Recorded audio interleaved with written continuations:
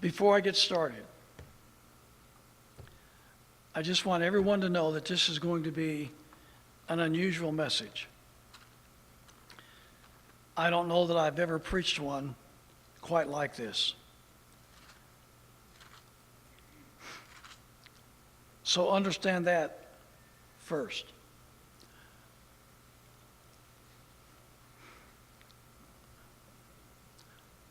Understand, secondly, I am going to be using the bulk of the time that I have to drive home a point. And when I say drive home, I mean I'm going to drive it home. You may be tempted halfway through this to turn your brain off. I hope the opposite will be your response. I hope the further we get into this, the more attuned your mind will be to the heart of the matter, and the more you will give your heart to the truth of what I am going to try to present. This message comes on the heels of the Israel packages 1 and 2. Actually, this is 1, this is 2. 23 messages that I started preaching in 2014. I started the series with 3 messages called Christ and the Pharisees. It's hard to believe that was 2014.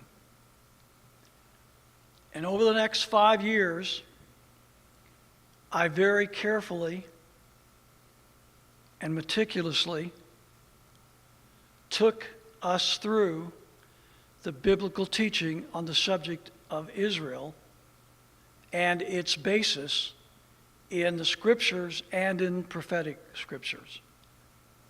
I exposed the error of Israel-based prophetic futurism. I explained my testimony of how I had been guilty of teaching error for over 30 years in my ministry, because that's all I had been taught and that's all I knew. It wasn't until 2006 or 7, somewhere in that time frame, that God began dealing with my heart internally about the subject. That led me to several years of prayerful study in which I set aside commentaries, DVDs, books, college notes, everything that I've been taught. I didn't refer to anything except the scripture. And I prayed for God's enlightenment on the subject.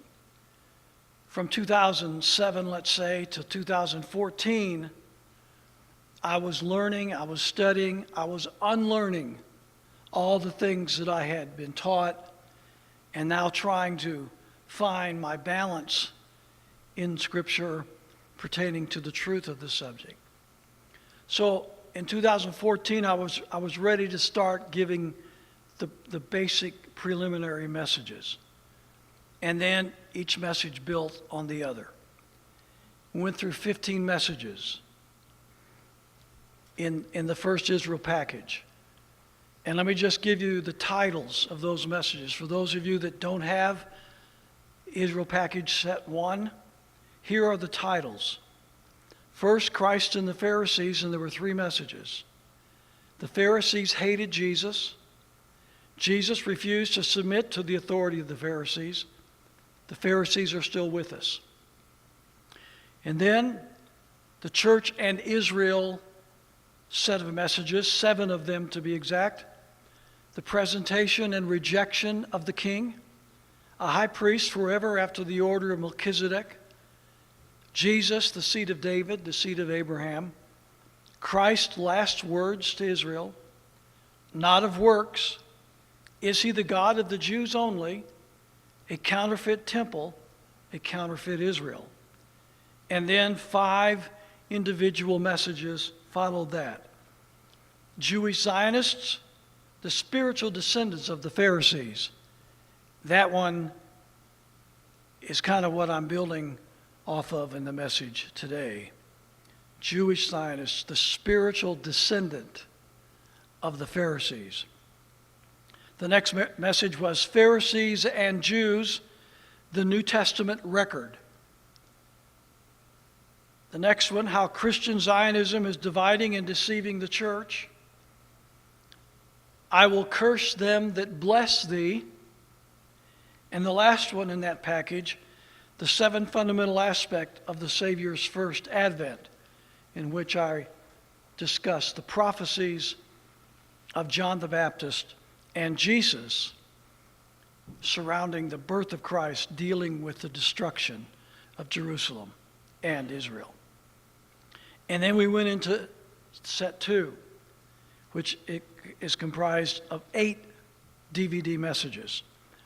The first one, the 3 great deceptions of church history. Secondly, Christian, your allegiance is to Christ, not for Israel. Third, the old covenant has been abolished, and we are under a new, better, and everlasting covenant. Judaizers are attacking your faith. Hold fast. Mount Zion, the heavenly Jerusalem. The Jews require a sign. The destruction of Jerusalem, which I feel is the most powerful message God has ever given me to deliver. We sell that message separately if people want it, individual DVDs. If you buy 3 or more of that message, you get them half price. And a lot of people are buying them in bulk to give to their friends and loved ones. If there's only one message that you could hear of mine, I would strongly suggest it's my message, the destruction of Jerusalem. And then the last message of that series, the Talmud, Chabadism, and Noahide laws. Those were the messages that took me 5 years to prepare and to deliver, and then to put on DVD and make available to people in the internet audience. I am grateful to God that there have been hundreds and hundreds and hundreds of people, probably thousands all told, who have purchased the Israel packages and the Israel messages, destruction of Jerusalem, etc. Those of you that have purchased them, those of you that have watched them, you are up to speed on where we are in our study on this subject, and you'll be very prepared for the prophecy messages that are forthcoming. Those of you that have not purchased the series yet, I pray to God that you will. I mean, you could spend the money that you would buy these DVDs for going to a family night at the movies or going out to eat a couple times. And I mean, it's all a matter of what's important to us. And if the study of these scriptures is important to you, I think you'll be able to afford it, and that it will be meaningful in your study of the scriptures. So I say all that as an introduction to the message today, which I think always put a caveat with it, because you never know what God is going to do. But I think this one will be the capstone. I have 5 other messages that I've already delivered to you. This will be the 6th that we are going to put in the 3rd Israel package. So when we're done with this message today, we'll get all these 6 messages together, and we'll have the final 6 messages in this series of 5 years, the Israel series, which will now include 3 packages instead of just 2. So that's where we are with this message. And again, this message is going to be entirely different than the others. I want to drive home a point. If I can drive this point home and you can fully understand this point, then I believe it will be the final finishing touch to the understanding that we need before we can proceed. So with that as an introduction, open your Bibles to Matthew chapter 23. Matthew chapter 23.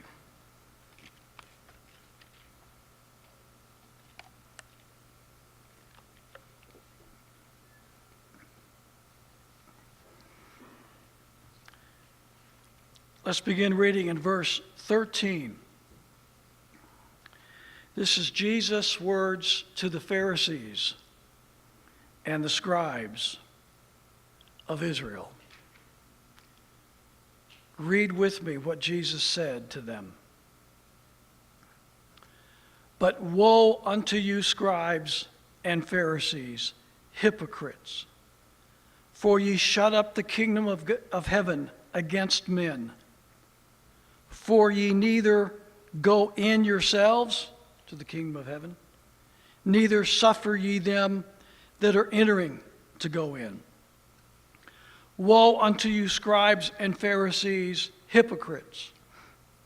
For you devour widows' houses, and for a pretense make long prayer.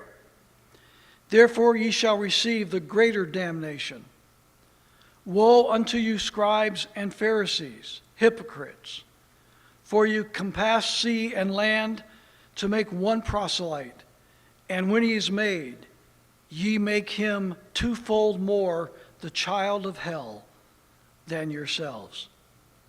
Woe unto ye, blind guides, which say, Whosoever shall swear by the temple, it is nothing, but whosoever shall swear by the gold of the temple, he is a debtor. And then in verses 17 through 22, he explains that statement in verse 16. So skip down to verse 23. Woe unto you, scribes and Pharisees, hypocrites! For ye pay tithe of mint and anise and cumin, and have omitted the weightier matters of the law, judgment, mercy, and faith. These ought ye to have done, given your tithes, and not to leave the other undone. Ye blind guides, which strain at a gnat and swallow a camel.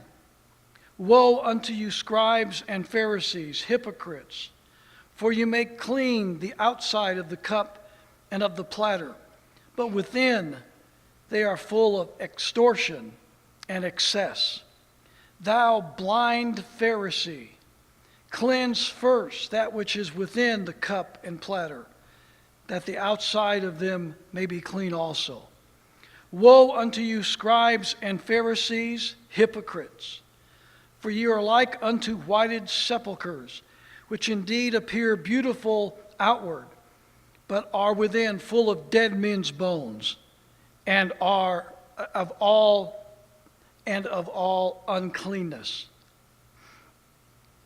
Even so, ye also outwardly appear righteous unto men, but within ye are full of hypocrisy and iniquity. Woe unto you, scribes and Pharisees, hypocrites! Because you build the tombs of the prophets, and garnish the sepulchres of the righteous, and say, If we had been in the days of our fathers, we would not have been partakers with them in the blood of the prophets. Wherefore ye are witnesses unto yourselves, that ye are the children of them which killed the prophets. Fill ye up then the measure of your fathers, that is the judgment of God. Ye serpents, ye generation of vipers, how can ye escape the damnation of hell? Wherefore, behold, I send unto you prophets, and wise men, and scribes, and some of them ye shall kill and crucify, and some of them shall ye scourge in your synagogues, and persecute them from city to city, that upon you may come all the righteous blood shed upon the earth, from the blood of the righteous Abel unto the blood of Zacharias, son of Barachias, whom ye slew between the temple and the altar. Verily I say unto you, all these things shall come upon this generation.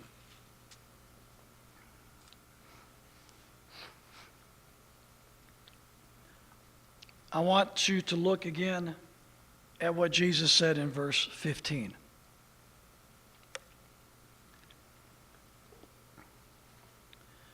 Woe unto you, scribes and Pharisees, hypocrites!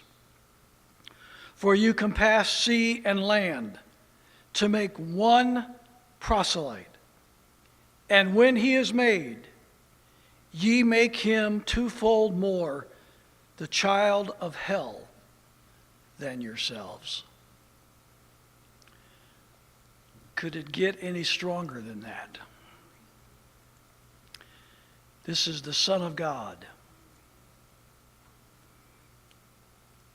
speaking to the Pharisees, scribes, and leaders of Israel.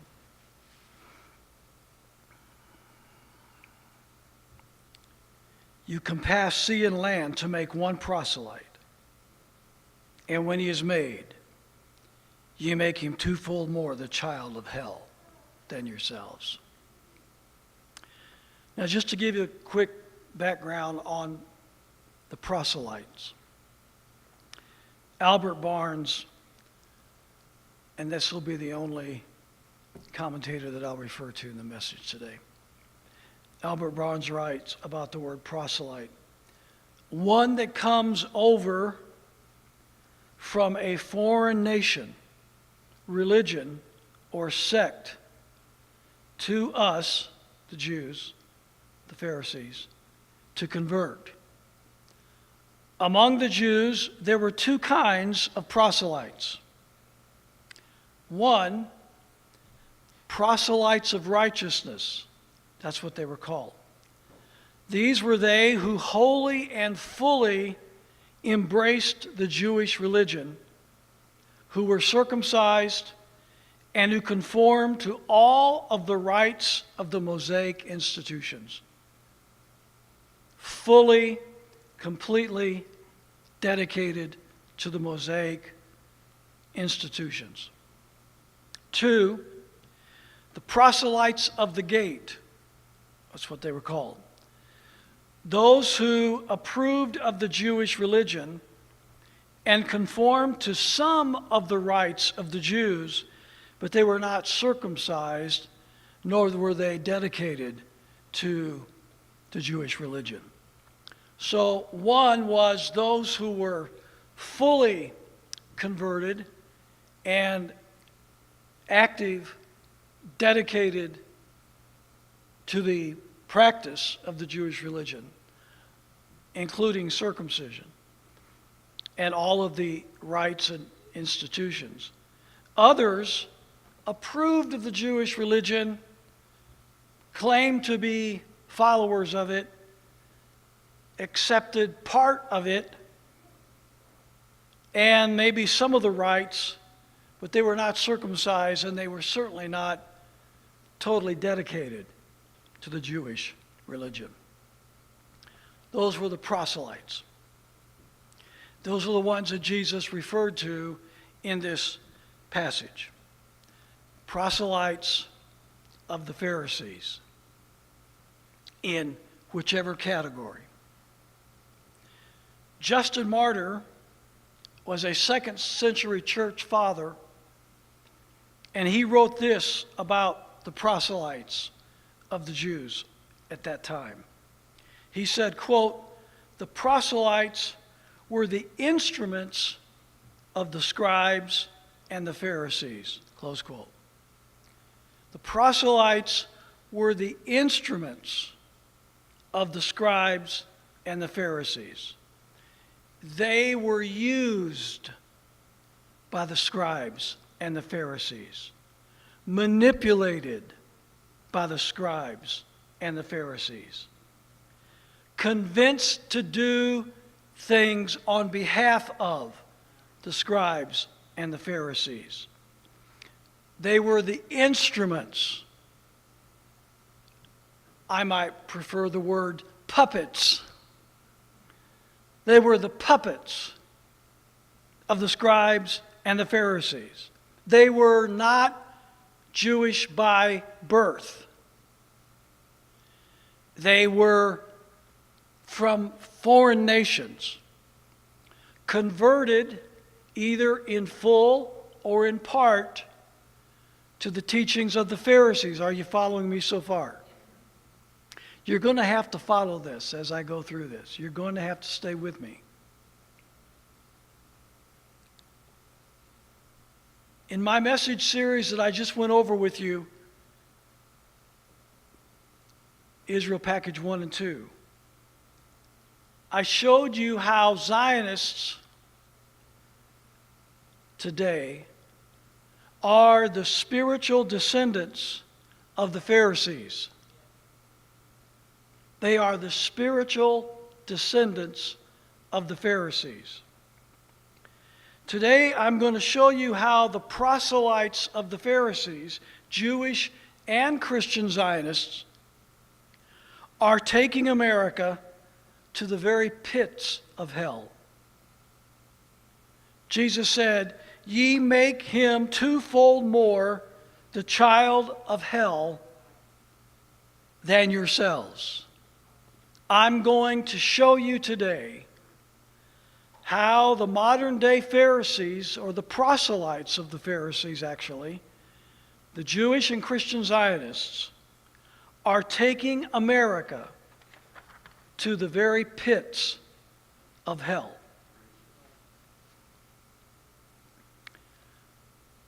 What follows is a sample of the influence and control that Zionism has over America.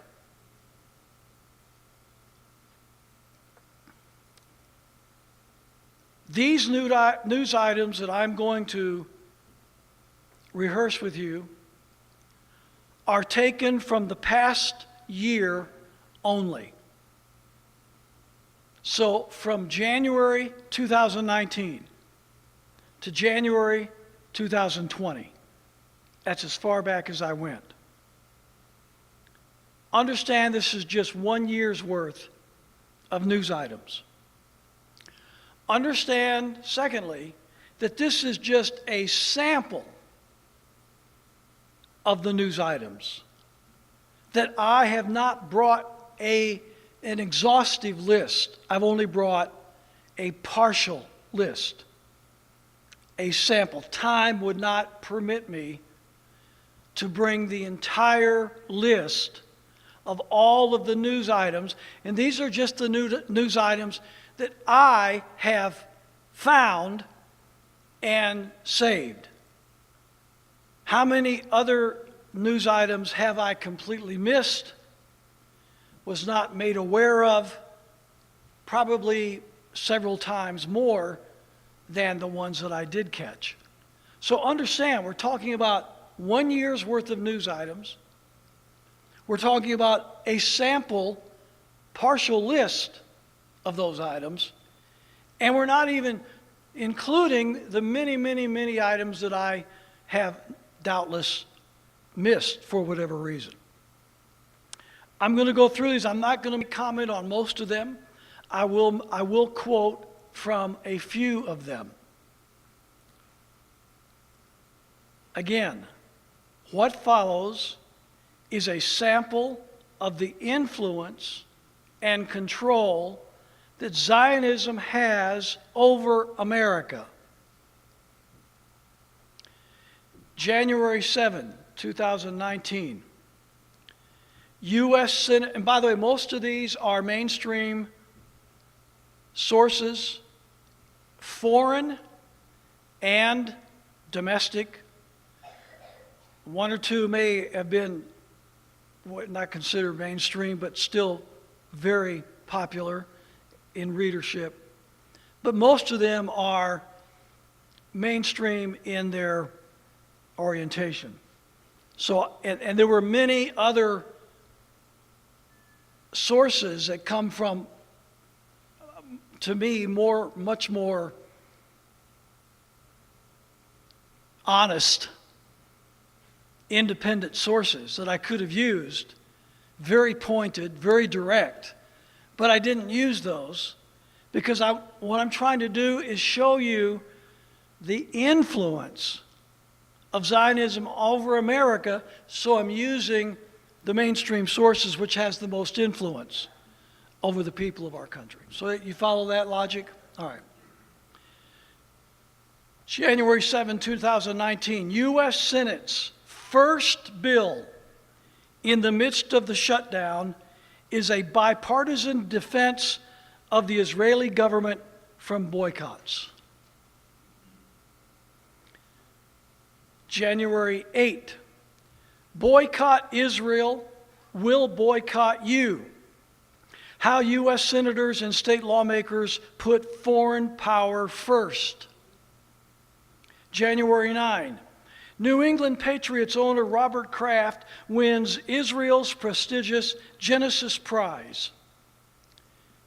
January 12, House advances bill forcing Trump to fill anti-Semitism envoy role. Quote from that article, the U.S. House of Representatives overwhelmingly passed legislation on Friday to force U.S. President Donald Trump to permanently pick an anti-Semitism envoy. The measure, called the Special Envoy of Monitor and Combat Anti-Semitism Act, was approved by legislators on a 411-1 vote on the House floor. The only lawmaker to vote against the bill was Representative Justin Amash, a Republican from Michigan, now an independent. He was the only congressman in the U.S. Congress to vote against this bill. Did you even know that we had an anti-Semitism envoy in the United States? Yeah. February 1st, Jewish groups pay to send U.S. police to train for counterterrorism in Israel.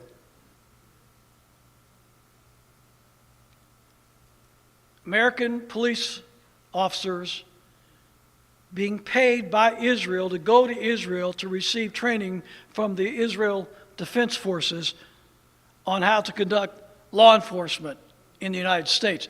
You wonder one of the reasons why we're having more and more problem with out-of-control policemen. Does that help explain it? February 1st, how Israel tried to hide its malign campaign against U.S. citizens. Now this one I'm going to quote just a paragraph. An explosive undercover documentary produced by Al Jazeera's investigative unit exposes how U.S. lobby groups, including the Foundation for Defense of Democracies and the Israel on Campus Coalition, work closely with the Israeli government to spy on, smear, and sabotage American citizens who speak out for Palestinian rights. But the four-part film never aired after Israel lobby pressure on Qatar, which funds the news network. The documentary was censored. Close quote. February 6th, Senate approves anti-BDS bill. February 11, Trump to endorse Chabad movement in event attended by Jewish leaders. And a quote from this article, U.S. President Donald Trump will sign a proclamation Tuesday endorsing Education and Sharing Day, an annual event affiliated with the Chabad movement. The event commemorates the Hebrew calendar birthday of Rabbi Menachem Schneerson, who led Chabad throughout the second half of the 20th century. Trump will be the 5th consecutive president to sign a proclamation on this day, following his predecessors, Barack Obama, George W. Bush, Bill Clinton, George H.W. Bush, and Ronald Reagan. A linked article, hundreds of thousands in donations tie Kushner's and Trump to Chabad movement. February 14, House approves motion condemning anti-Semitism. February 19, Israel has a starring role in H.R. 648, Consolidated Appropriations Act of 2019. Quote from this article, on January 23rd, the House of Representatives passed an Appropriation Act bill to reopen the government and pay our federal employees. But buried inside the bill are diverse financial allotments and perks for a foreign country, Israel. The legislation contains paragraphs and sections far removed from the shutdown, committing billions of dollars in payments to Israel without the robust debate that usually accompanies big-ticket spending. Close quote. Just sneak it through without discussion, both parties. February 15, Sanhedrin, yes, there is a Sanhedrin in Israel again. Sanhedrin invites Nikki Haley to be honorary president of Organization of 70 Nations. March 14, Israel no longer occupies Golan Heights, U.S. State Department indicates. In other words, they don't occupy it in the view of this government. They own it. March 13, our U.S. State Department issued a new definition of anti-Semitism. I went to the State Department website and copied this definition. This is March 13 of last year. Here is the official U.S. government definition of anti-Semitism. Making mendacious, dehumanizing, demonizing, or stereotypical allegations about Jews, such as, or the power of Jews as collective, such as, especially but not exclusively, the myth about a world Jewish conspiracy, or of Jews controlling the media, economy, government, or other societal institutions. It doesn't matter if they do or not. You just can't say that they do, or you're an anti-Semite. Denying the fact, scope, mechanisms, or intentionality of the genocide of the Jewish people at the hands of the National Socialist Germany and its supporters and accomplices during World War II, the Holocaust. Denying the scope. So maybe there is honest question over numbers, locations, exact mechanisms. If you question any of that, the government says you're an anti-Semite. Accusing Jews as a people or Israel as a state of inventing or exaggerating the Holocaust. Well, what if they did? What if they did exaggerate the Holocaust? You can't say that, or you're an anti-Semite.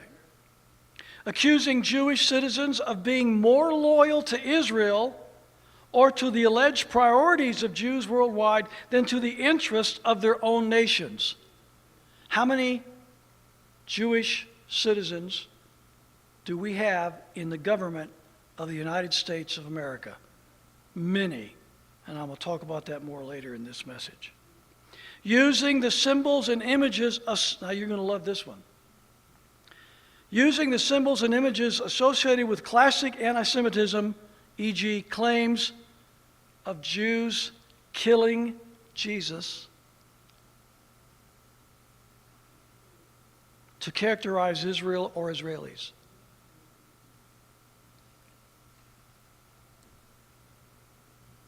Simon Peter in Acts chapter 2 said very clearly that the Jews murdered the Lord Jesus Christ. So in the eyes of our government, this would be Mr. Trump's government. If you quote Simon Peter in the Word of God as saying the Jews murdered Jesus, you're an anti-Semite.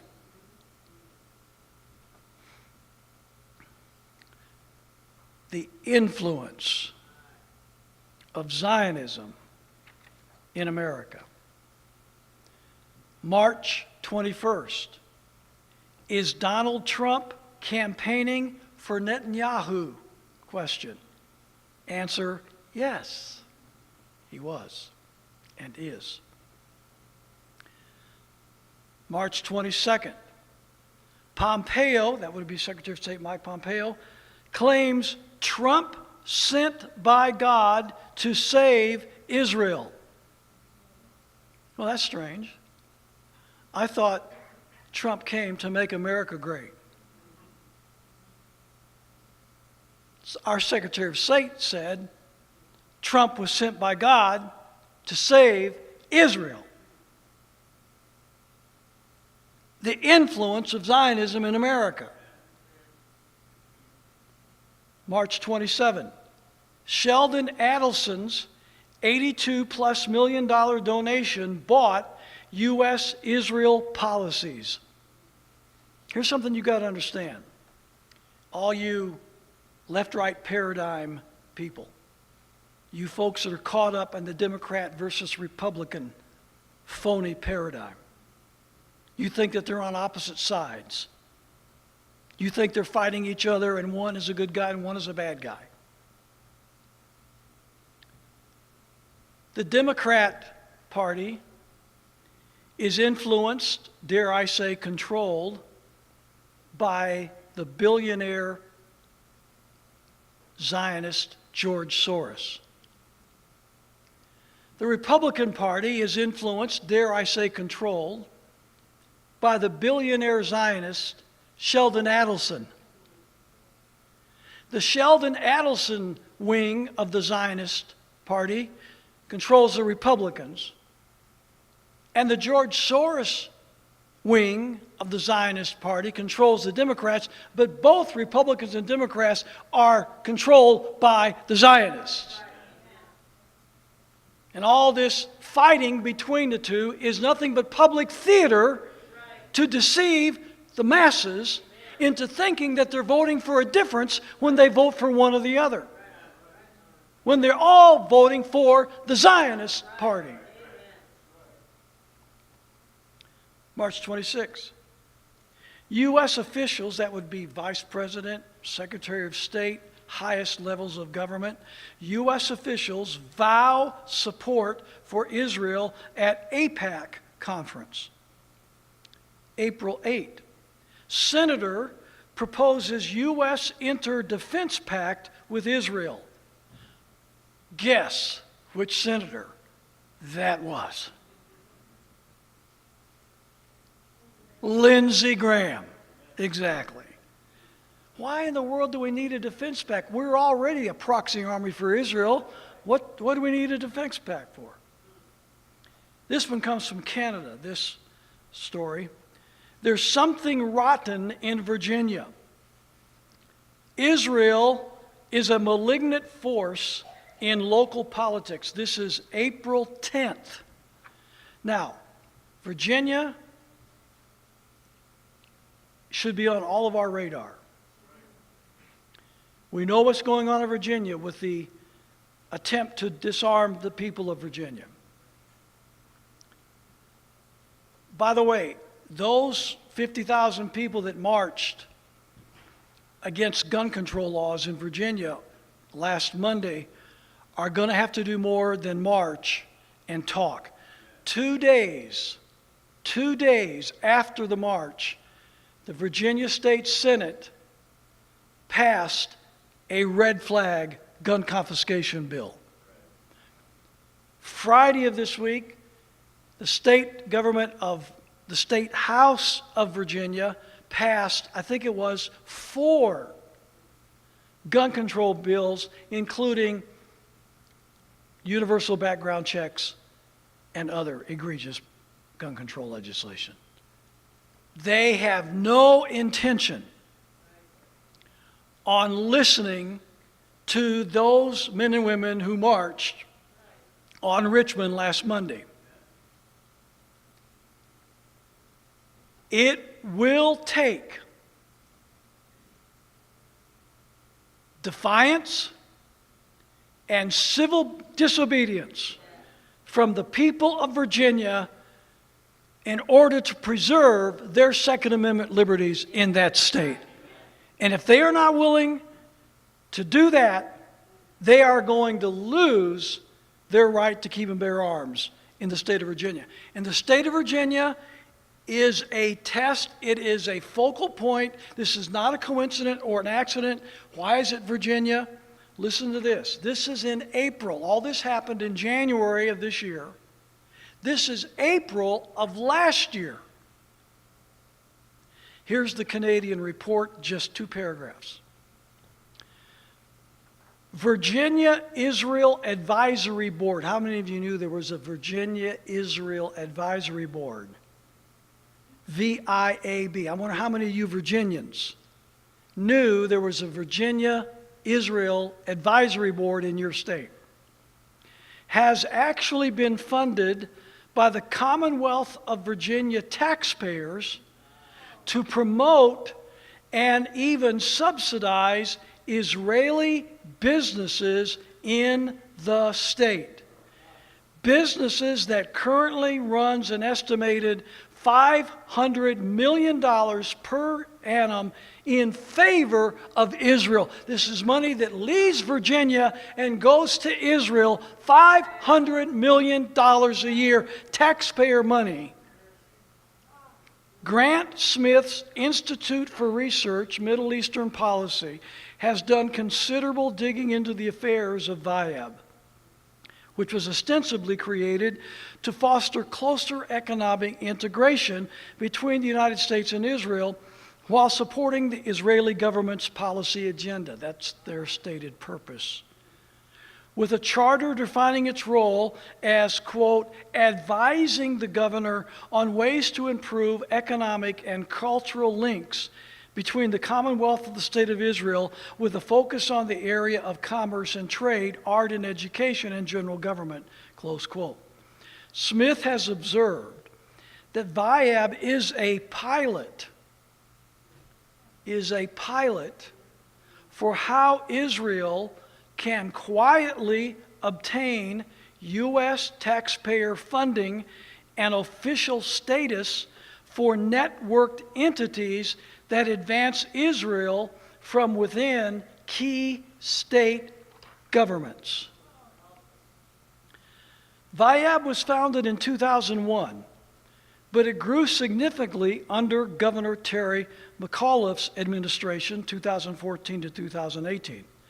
McAuliffe, regarded by many as the Clintons' bagman, received what were regarded as generous out-of-state campaign contributors from actively pro-Israeli billionaires Haim Saban and J.B. Pritzker, who were both affiliated with the Democrat Party. McAuliffe met regularly in off-the-record, no-press-allowed sessions with Israel advocacy groups and spoke about the Virginia Advisory Board and its successes. The Virginia Coalition for Human Rights reports that VIAB is the only Israel business promotion entity in the United States embedded within a state government and entirely funded by the state's taxpayers. You want to know what's going on in Virginia? That's what's going on in Virginia. And get this, on February 3 through 6, coming up, Governor Northam is hosting an Israeli unmanned systems naval and avionics defense delegation. The Israeli companies, this is taken from their website, by the way, the Israeli companies can provide homeland security. Are you listening to this? The Israeli companies can provide homeland security, law enforcement, SWAT, and critical infrastructure protection with the most innovative and operationally proven technologies in the world. UAV and aerostats counter UAV sea-based unmanned systems for National Guard, ports, and Coast Guard, law enforcement, police, SWAT, intelligence, event management, breaching, training, robotic lethal and non-lethal intervention, port security and intelligence, detection of undersea threats, intelligence about ships, drugs, human trafficking. This is all under the umbrella of what the Israeli companies, who are all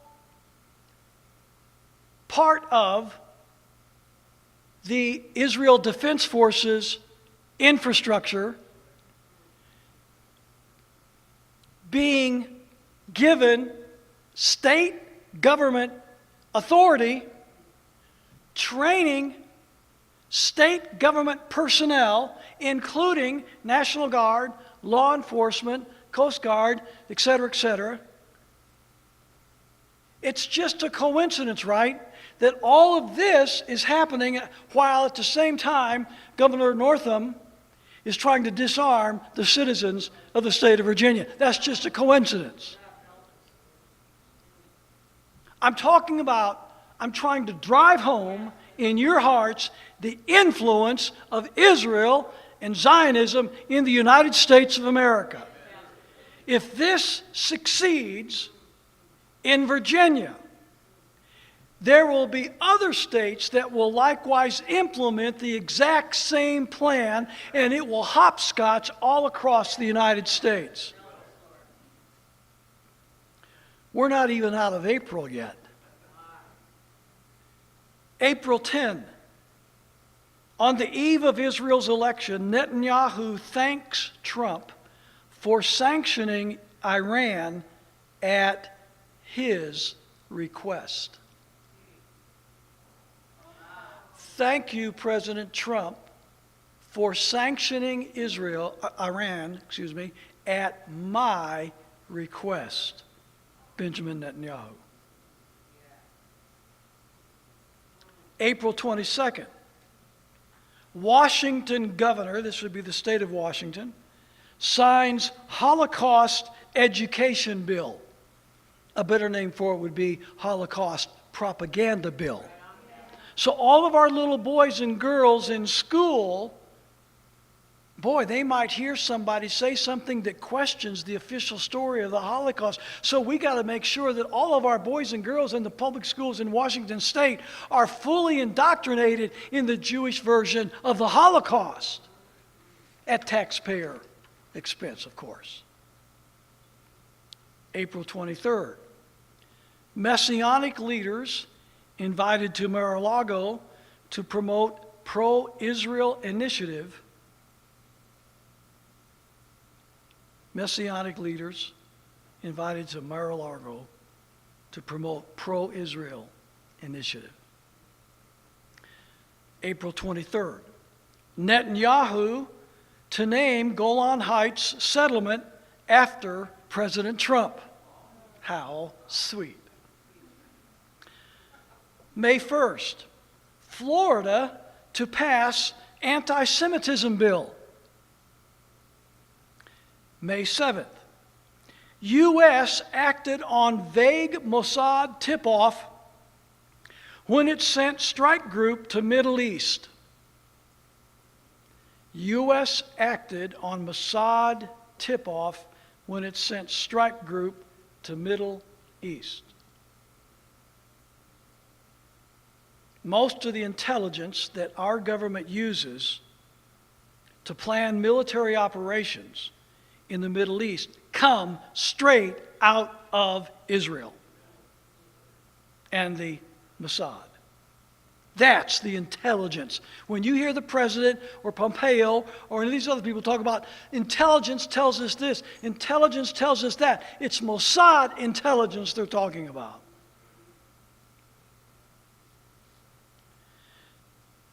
May 8th, David Jeremiah, America's future depends on our relationship with Israel.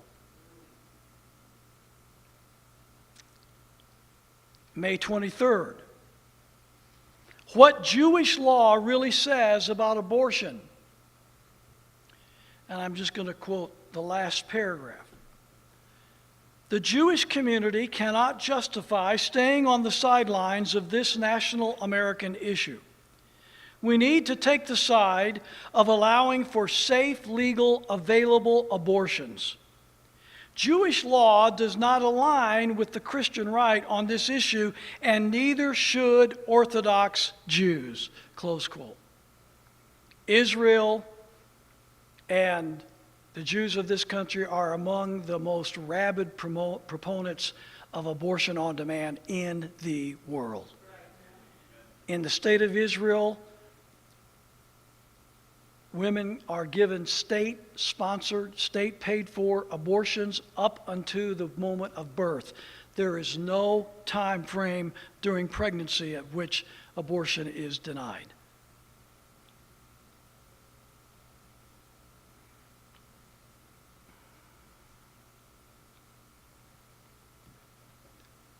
May 31st. You'll love this one. U.S. military cadets visit Israel for educational tour. U.S. military cadets visit Israel for educational tour. Military, police, all going to Israel for training. May 29th. Oregon House unanimously votes to require schools to teach about the Holocaust. So now we got Washington State and Oregon giving the one-sided propaganda story of the Holocaust to all the boys and girls that want to make sure that all the future generations growing up are properly propagandized into the story of the Holocaust. Why? Because surveys prove and facts prove that the vast majority of the millennial generation do not accept the official story of the Holocaust, and they are questioning the legitimacy of those who try to use the Holocaust for their own political purposes. So to prevent that from happening, they got to teach it to the little kids in school. June 4th. Florida Governor Ron DeSantis signs legislation against anti-Semitism into law.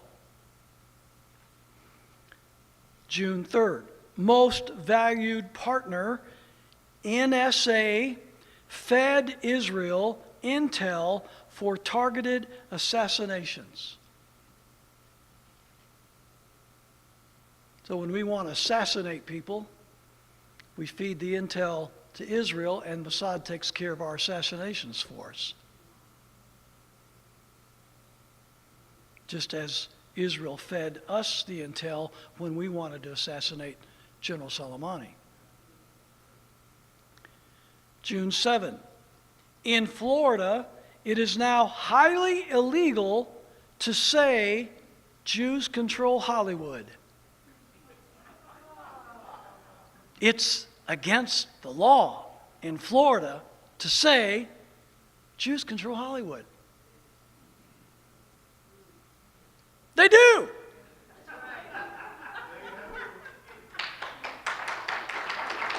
What can I say?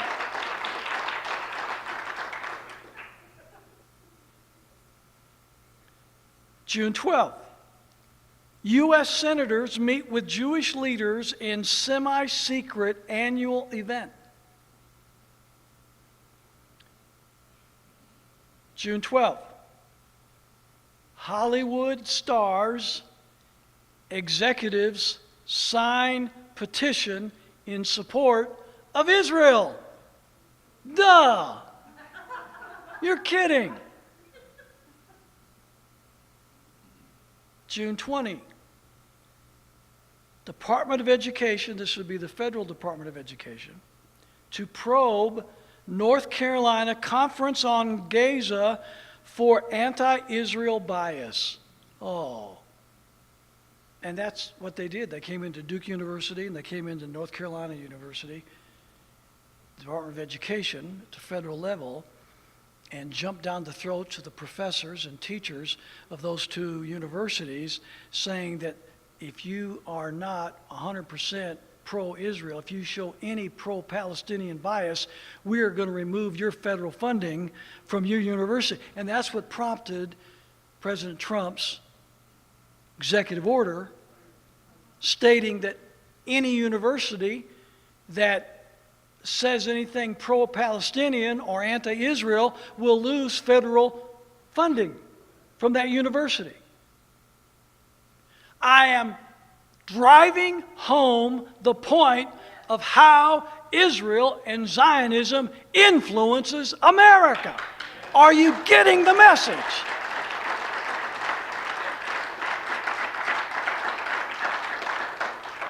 June 18.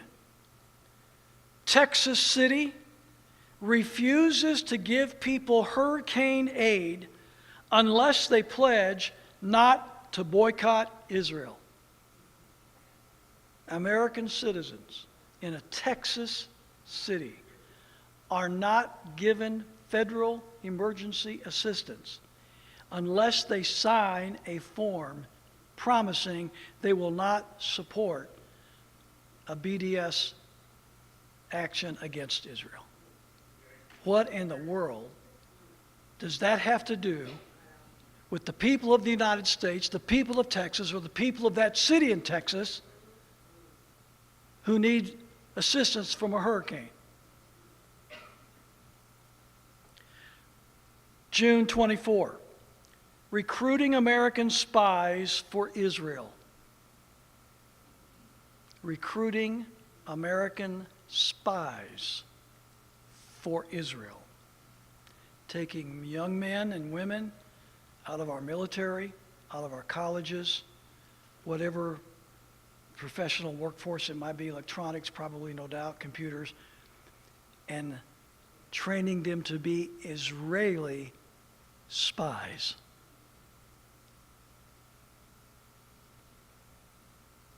How many of those American-born young men and young women who are trained to be Israeli spies wind up spying on us?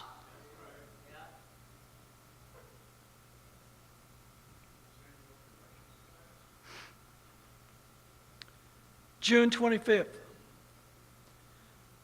This is a foreign news report. Donald Trump, good for Israel. July 12th. Senators introduce bipartisan bill to fund Holocaust education in schools nationwide. July 29. Jews outraged by restrictive abortion laws are invoking the Hebrew Bible in the debate. Again, rabid pro-abortionists. When they talk about the Hebrew Bible, they're not talking about the Pentateuch, Genesis through Deuteronomy. They're talking about the Talmud. In the words of the Talmud, unborn babies are not living beings. They have no soul. They're not human. You can do with an unborn baby what you will, according to the Talmud. And that's what they refer to here as the Hebrew Bible. August 26, USS Liberty veterans banned forever from American Legion National Convention. USS Liberty veterans banned forever from American Legion National Convention.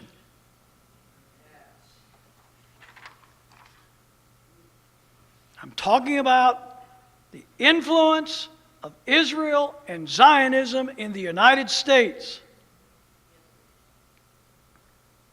September 3rd, Israel partisan Peter Berkowitz named head of State Department Policy Planning.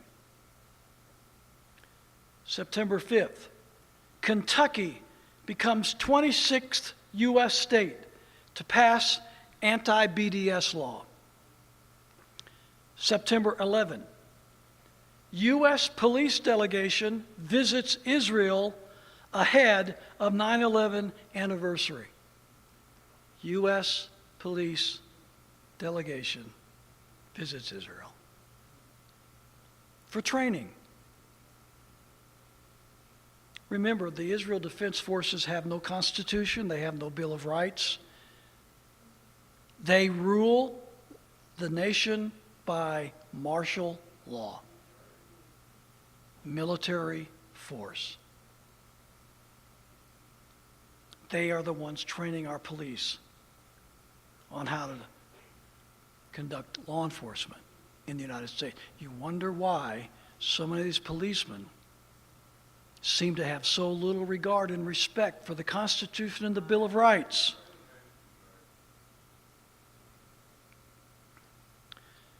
October 2nd, Broward County, Florida Commission passes anti-Israel boycott resolution. November 11, former UN Ambassador Nikki Haley accepts prestigious Theodore Herzl Award.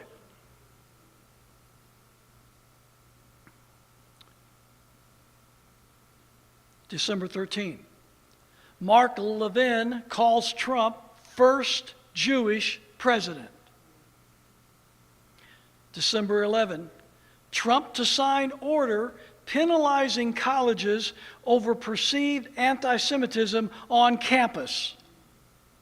Talked about briefly just a moment ago.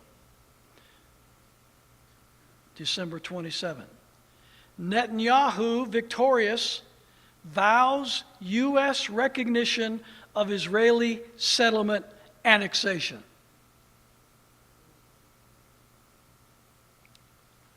January 6, 2020. Targeted killing of Soleimani, a boost for Benjamin Netanyahu. Benjamin Netanyahu is a criminal. He is a mass murderer. He is a war criminal. But in Israel, he's facing domestic criminal charges. If he were not the prime minister of Israel, he would have been in prison a long time ago. The only thing keeping him out of legal hot water is the fact that he is the prime minister of Israel. He's embroiled in a political battle for survival. They've had 2 elections over there, and they haven't got a clear winner. They're going to have a 3rd one in March. It's not a coincidence that Donald Trump is inviting Netanyahu this coming week to announce his deal of the century, treaty deal, or whatever you want to call it, between Israel and Palestine, which is, I'll say more about that here in a minute, got some news on that.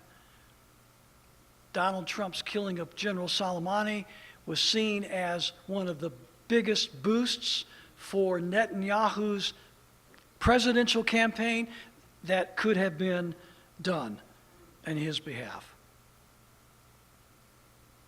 Targeted killing of Soleimani, a boost for Benjamin Netanyahu. That is a Jerusalem Post article, the flagship paper of Israel. January 6, 2020. Jeffrey Epstein, this is going to grab you. Jeffrey Epstein's alleged Madam Ghislaine Maxwell, along with Epstein, you know it, I know it, everybody knows it, they were Mossad operatives, both of them.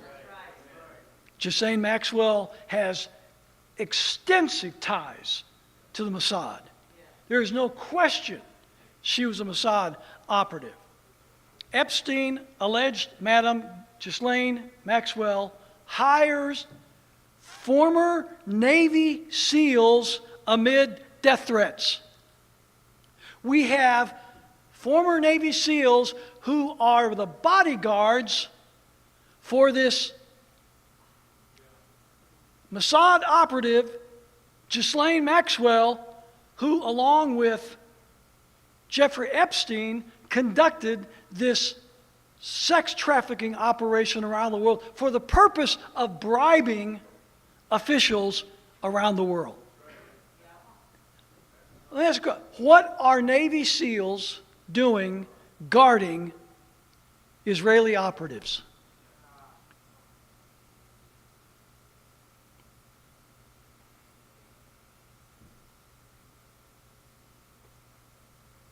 January 9. Ivanka Trump receives Friend of Israel Award. Boy, that comes as a surprise, doesn't it? January 13, Trump's pre-election gift to Netanyahu, execution of General Soleimani. That was the gift. January 15, South Dakota governor signs executive order prohibiting Israel boycotts. January 15, Israel intel helped U.S. carry out strike that killed Iran's Soleimani. No kidding. Netanyahu wanted Soleimani dead to boost his political ratings. He fed the intelligence to Trump, who carried out the assassination for the benefit of Benjamin Netanyahu's political career. That's the real story. January 20. Israeli unmanned systems, naval and avionics defense delegation visiting Virginia. Read the report back in April. Here we are in January. Israeli unmanned systems, naval and avionics defense delegation visiting Virginia. Two more of these. January 21. Governor Abbott, Texas governor, quote, anybody who is an enemy of Israel is an enemy of Texas. Close quote. Know what I say to that? Anybody who is a friend of Israel is an enemy of unborn babies.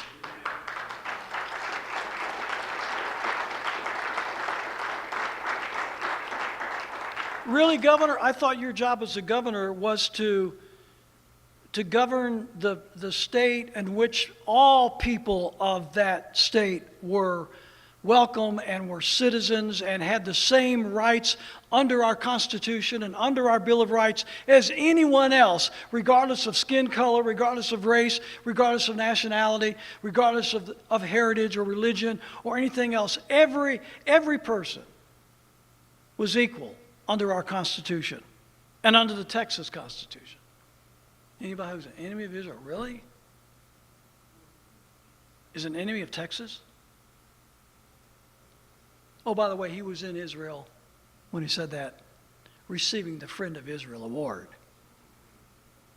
He was sucking up to his benefactors who shell out millions of dollars for people like him. Do you notice that it doesn't matter whether you're Republican or Democrat?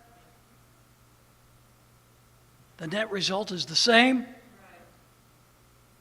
And then lastly, January 24th, deal of the century, question mark, Netanyahu just got the gift of the century. Talking about the peace, so-called peace plan that Trump is going to unveil this week, about which which is going to be nothing but a total blessing to Israel and a curse to the Palestinian people. But it's going to, again, boost Netanyahu's ratings in Israel. What criminal investigations? What criminal activity? What political problems? Netanyahu is getting everything from America. Again, this is a political strategy to keep the globalist, murderous, Zionist Benjamin Netanyahu in office. That's just a sample. Note the prominence and dominance of Israeli news and the positive spin for its agenda. Notice Israel's influence over almost every aspect of American politics and society. Did you get that? Did you get that? Hollywood, Congress, churches, White House, states, schools, universities, everything influenced directly by Israel. Now, since I'm on this subject, let me rehearse for you a few, a little bitty bit of the primary Israeli lobbies that control the U.S. Congress via campaigning, funding, and raw political power. I'm going to give you a sample of the various Israeli lobbying organizations in this country. This is only a few out of the hundreds and hundreds and hundreds and hundreds. Each of these organizations takes in millions of dollars annually. Some of them billions of dollars annually. I want you to, I'm driving home a point. The American Israel Education Foundation, the Washington Institute for Near East Policy, Anti-Defamation League, International Fellowship of Christians and Jews, the Gideon Project, Simon Wiesenthal Center, the Project, Women's Zionist Organization of America, America's Voices in Israel. This organization brings celebrities, Hollywood celebrities, political celebrities, singing, entertainment celebrities, you name it, and other opinion makers, writers, journalists, etc., on guided tours of Israel, all paid for by America's Voices in Israel. All these opinion makers, leaders, entertainers, celebrities, paid to go to Israel and get the indoctrination. The Jewish Agency for Israel, American Friends of Likud, America-Israel Cooperative Enterprise, the Israel Allies Foundation, the Jewish Policy Center, the American Israel Public Affairs Committee, AIPAC, that's the one you're probably familiar with. Conference of Presidents, COP.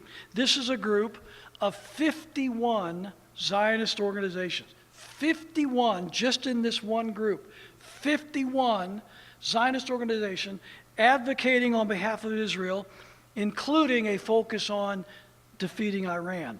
The Conference of Presidents focuses on lobbying the executive branch of our federal government, while AIPAC concentrates on Congress.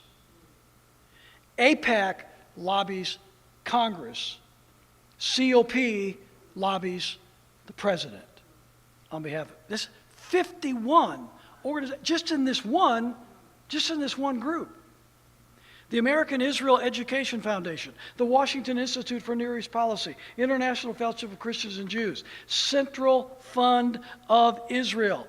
Now, this group sponsors Reservists on Duty, established in 2015 by Israeli soldiers to travel to U.S. college campuses to advocate for Israel and to train American Jewish students to speak on behalf of Israel. So they bring in Israeli military to visit our college campuses to talk to the students on campus to befriend them and make them allies of Israel, all paid for by this Jewish lobby group.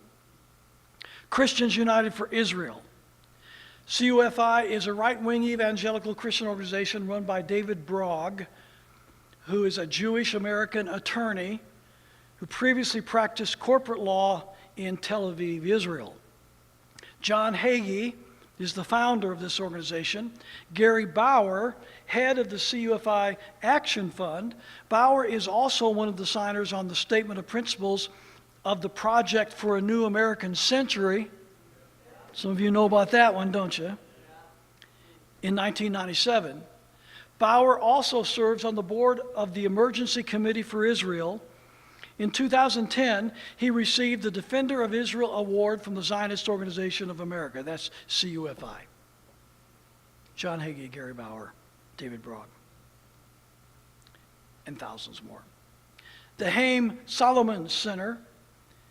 This organization publishes articles in the USA Today, New York Daily News, Fox News, The Hill, Washington Times, Wall Street Journal, and on and on and on. They are the ones that put out so many of these pro-Israeli, anti-Palestinian publications that are picked up by all of the mainstream media and published for the American people. Friends of the Israel Defense Forces. This American organization supports the Israeli armed forces. It hosts lavish fundraisers, has 14 regional offices in the United States and one in Latin America. FIDF also brings hundreds of Israeli soldiers to the U.S. every year to lecture at synagogues, universities, and schools in order to increase American support for Israeli policies. Are you understanding this?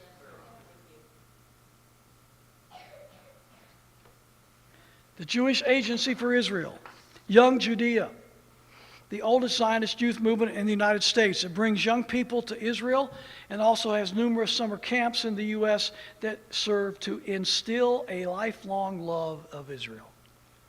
American Israeli Cooperative Enterprise, all simply called the Jewish Virtual Library.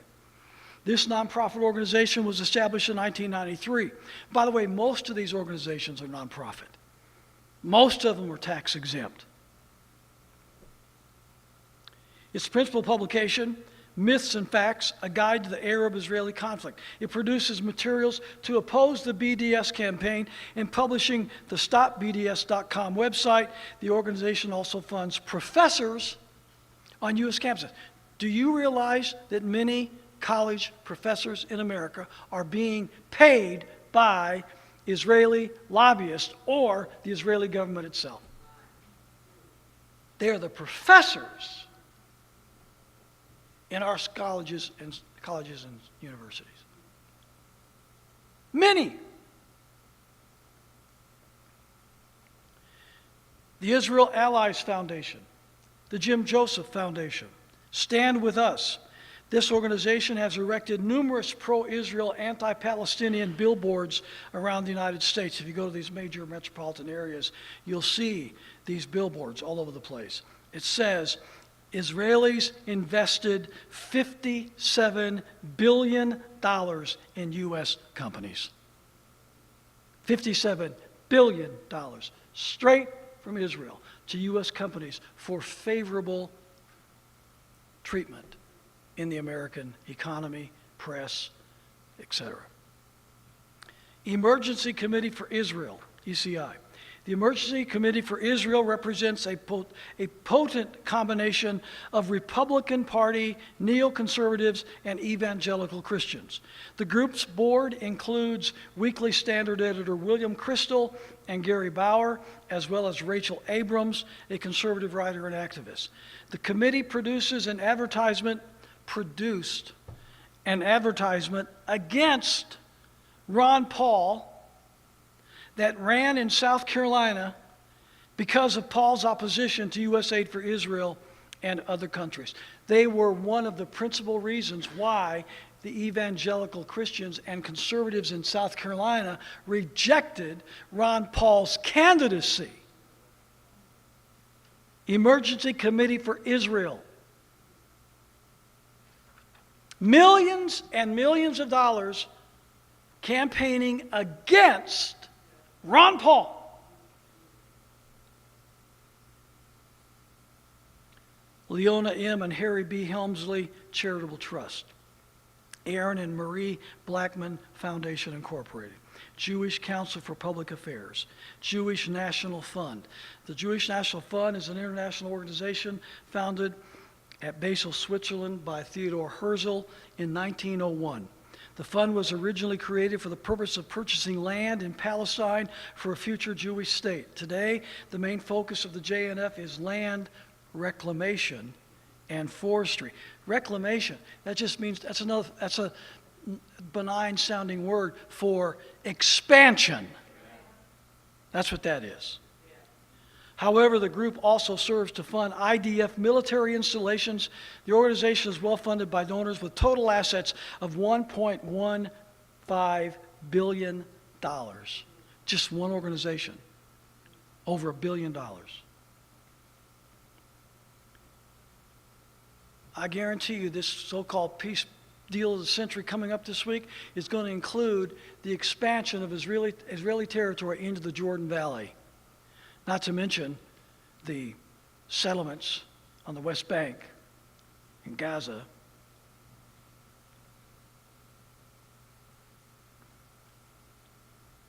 Zionist Organization of America, American Jewish Committee, World Jewish Congress, JINSA, that's the Jewish Institute for National Security of America. Republican Jewish Coalition. Republican Jewish Coalition.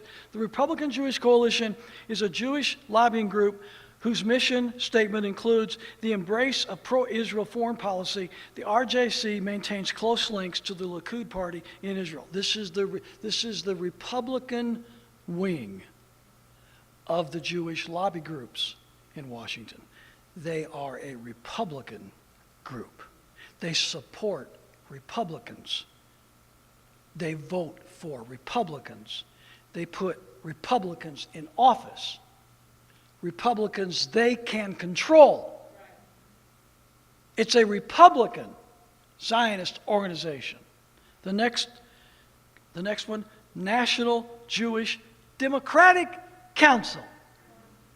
The National Jewish Democratic Council is a group dedicated to maximizing Jewish support for the Democratic Party, increasing support for Jewish domestic and foreign policy priorities, and securing a democratic Jewish state in Israel. NJDC supports Likud policies, so does the Republican Zionist lobby group, and the Democrat Zionist lobby group. All support the Likud party. That's the war party in Israel. Pushes for hawkish stance against Iran, urging the President of the United States to, quote, stand with Israel. So you got lobbying going on in the Democrats and lobbying going on in the Republicans, but they're all Jewish lobbyists lobbying for Israel. They don't care if the Republicans win the election. They don't care if Democrats win the election. They control whichever party is in charge. Are you getting that?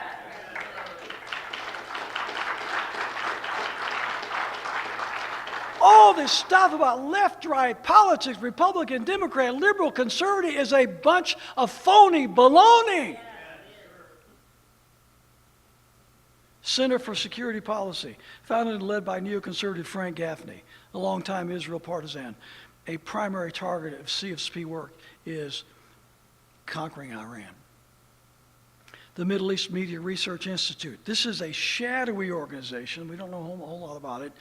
They don't disclose the names of their members, their staff. They don't even disclose their office locations. All we know about this group is that one of the organization's founders worked as an Israeli military intelligence officer. Israel-America Chamber of Commerce. Yeah, did you know we had one of those? Israel-America Chamber of Commerce. And I have just scratched the surface. Hundreds and hundreds and hundreds of these organizations.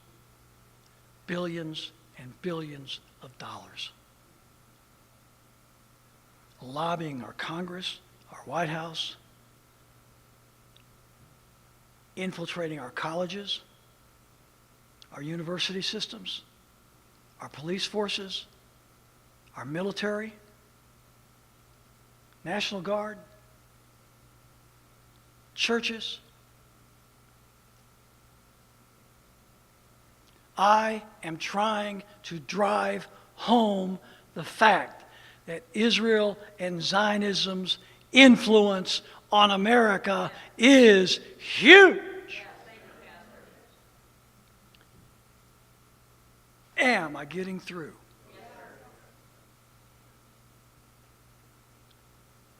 In addition, and I had them all, I had the names, but I knew this was going to be too long if I brought the names with me. So I didn't. I found in my research over 100 members of the U.S. government who are known to be dual U.S. Israeli citizens. Over 100. Both parties who are dual U.S. Israeli citizens. Our government in Washington is awash in foreign citizens, and they're all Israeli. For the sake of objectivity and research, I tried to find any member of government that was a foreign citizen, or I should say a citizen of a foreign nation, of any other country besides Israel.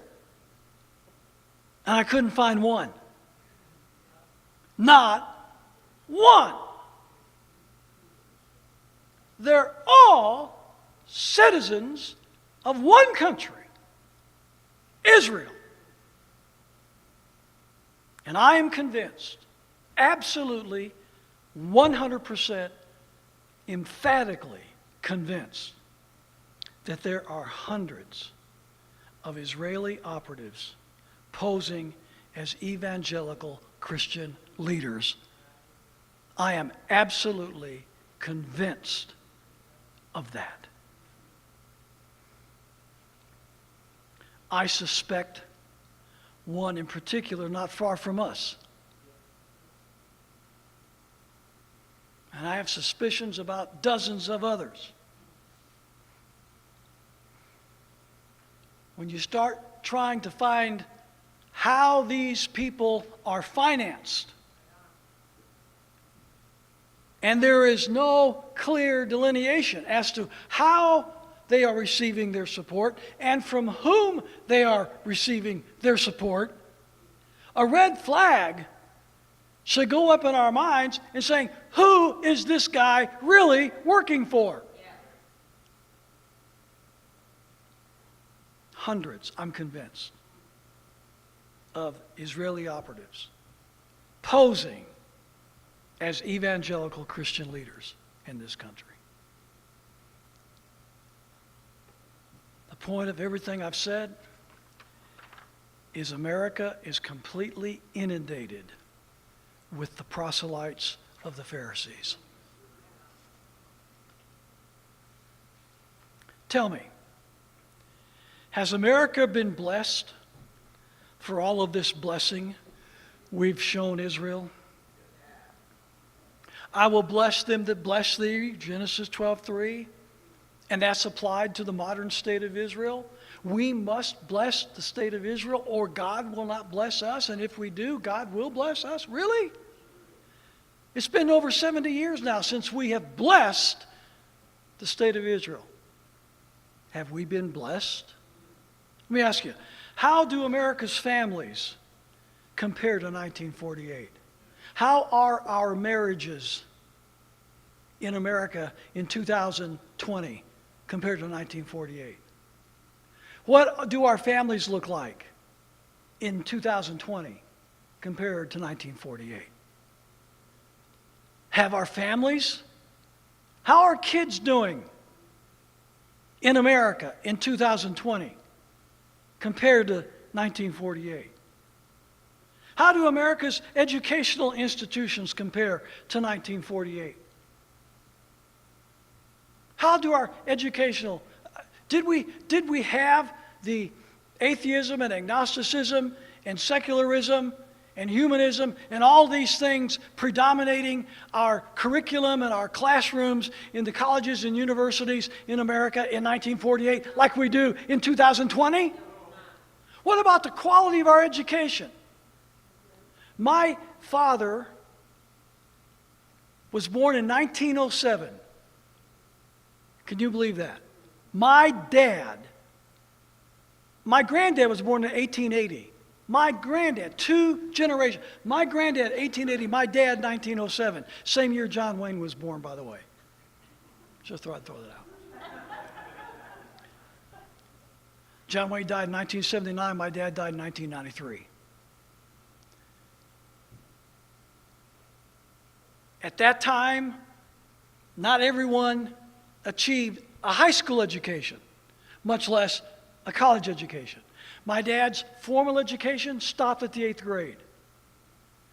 He did not have a formal education beyond the 8th grade. But I would tell you, knowing him and the kind of intelligence and education that he had, and going through more than one college myself, and being around college people most of my life, I can tell you that my dad's 8th grade education in the early 20th century equaled approximately the education of a junior college in today's educational circles.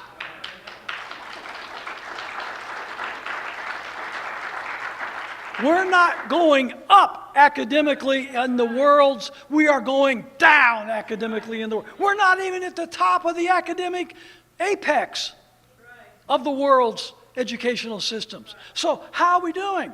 How's our educational institutions compared to 1948? What about our entertainment industry compared to 1948? What about our singers, our movies, our television, our actors, our entertainers? What does it look like today versus 1948? Tell me. You can't even hardly go watch a movie if you're a person of decency. It's hard to find a movie that's decent. It's hard to watch a television show that's decent. Why? Today, it's hard to watch a commercial that's decent. Filth, garbage, inundates the minds and the hearts of people with almost every television show, almost every movie, almost every theatrical production is just devilish, filth, garbage, immorality. How's that compared to 1940? Have we been blessed?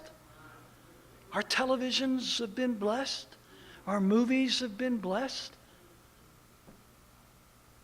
Huh? Come on. Where's the blessing? What about our news media? Boy, they're paragons of honesty, aren't they? You can always trust what you hear on the news, right? Well, come on. What's our media like? Our media is nothing more than government-bought, war state, paid-for propaganda agencies. That's all the media is. How are we doing? Bless them that bless thee. How's our families? How's our education? How's our entertainment? How's our news media? Tell me, how's our social behavior in 2020 compared to 1948? Have you listened to the teenagers talk? What do you hear them say? What do we hear come out of their mouths? What do you hear coming out of Christians mouths. Vulgarity, profanity, blasphemy, indecency. What do you hear in the social network? It's garbage. It's filth. I hear little kids using God's name in vain. I hear little kids using four-letter words that if I'd have ever used one time and my dad would have found out about it, it would have been the last time I ever used that word, and thankfully I didn't use the word to begin with. There was no such thing as due process in my dad's house when it came to stuff like that. It was a pure dictatorship. If I ever sassed my mother, if I ever was disrespectful to my mother, if I ever used that kind of filthy language, I would have lived to regret it. I promise you. Our society as a whole is living in the toilet. It's living in the toilet. I'm so sick and tired of hearing professing Christians use God's name in vain and use filthy, vulgar language out in public and little kids and teenagers. Oh yeah. Our society's really been blessed, hasn't it? 70 years of blessing Israel. We've got the blessing of God on our society. How about America's economy? Oh, I got you there, Pastor Chuck. America's got the greatest economy now. Trump has given America the greatest economy ever in the world. Oh, really? Then how come there's so many people that are working 2 or 3 jobs just to make a living? Then tell me, why does the Federal Reserve have to pour trillions and trillions of dollars into the markets just to keep them above water if the market is so good, if the economy is so good? Why do they need the Fed's injection of trillions of dollars to keep it afloat? That doesn't sound great to me. Give you something else to chew on. According to the Bureau of Labor Statistics Consumer Price Index, today's prices in 2020 are 966.28% higher than the average prices since 1950. That's almost 1,000% higher than 1950. The U.S. dollar experienced an average inflation rate of 3.44% per year during this period, meaning the real value of a dollar decreased. This is called, in economic circles, the inflation tax. Your dollar is worth less today than it was this time last year. And a year from now, it will be worth less then than it is now because of our economic policies of deficit spending and borrowing in Washington, D.C. by these clowns that call themselves our political leaders. In other words, $1 in 1950 is equivalent in purchasing power to about $10.66 in 2020. What you could buy for $1 in 1950 now costs you $10. So you have 1/10 of the purchasing power today that you had in 1950. Oh, we have been blessed for blessing Israel. The economy so good.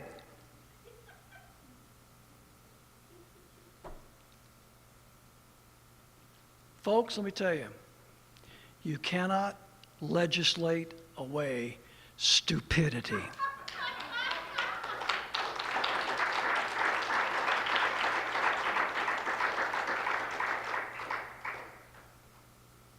How does America's spiritual life compare to 1950? 4,000 churches are closing every year in America. The condition of our churches is, you know what. I'll bless them that bless thee, really? In every discernible category,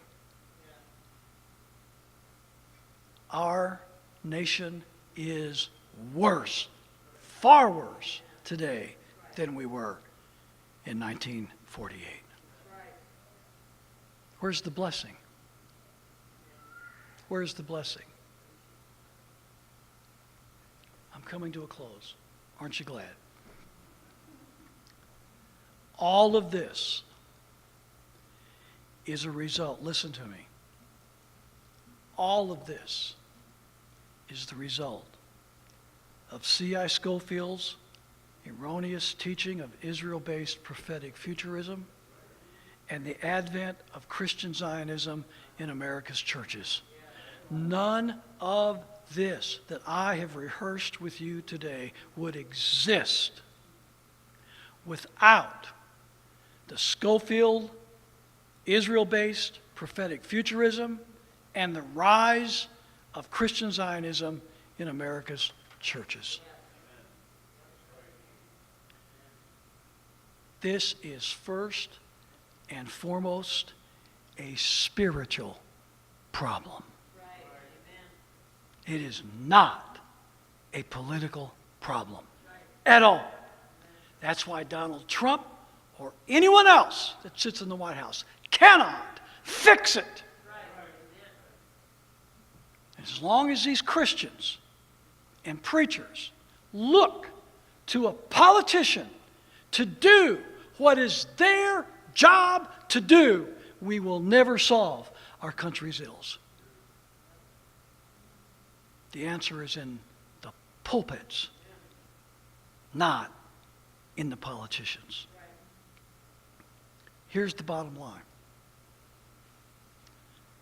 By advocating for Israel-based prophetic futurism, by Judaizing the doctrines and worship of America's churches, and by the advent of Christian Zionism, the church has rejected the completed work of Christ on the cross, the fulfillment of the Old Covenant in Christ, and the biblical truth of salvation by Christ alone and faith alone. This is a spiritual repudiation of biblical truth. The church in America is in a state of expanded heresy. They have traded the new covenant for the old covenant. They have rejected the fulfillment of the old covenant by Christ's death and resurrection and the implementation of the new covenant, which has brought all men unto God through faith in Jesus Christ. And they have sectionalized it. They have propagandized it. They have politicized it to the point that the true gospel of Jesus Christ, for the most part, is not even preached, much less believed. The interjection of Judaic works, the introduction of Old Testament law into the church and the new covenant has neutered neutralized the message of the gospel, and therefore, Ichabod is written across the churches of America.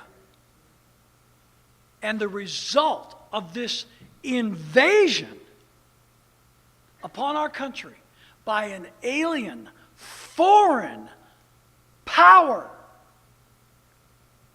is exactly the kind of judgment that God brought upon his children, the Old Testament children of Israel, when they turned their backs on the truth of God. It's the same kind of judgment.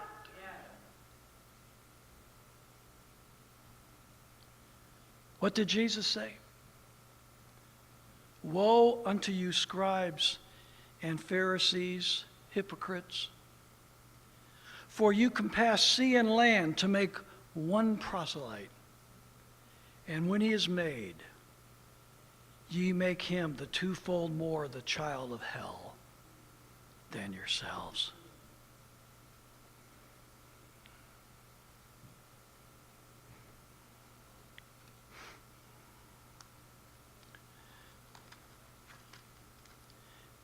And the conclusion of this message, right here,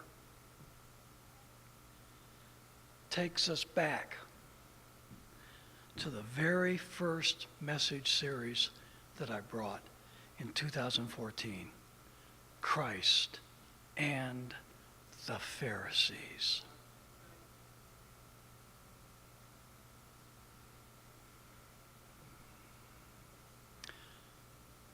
Let's stand for prayer.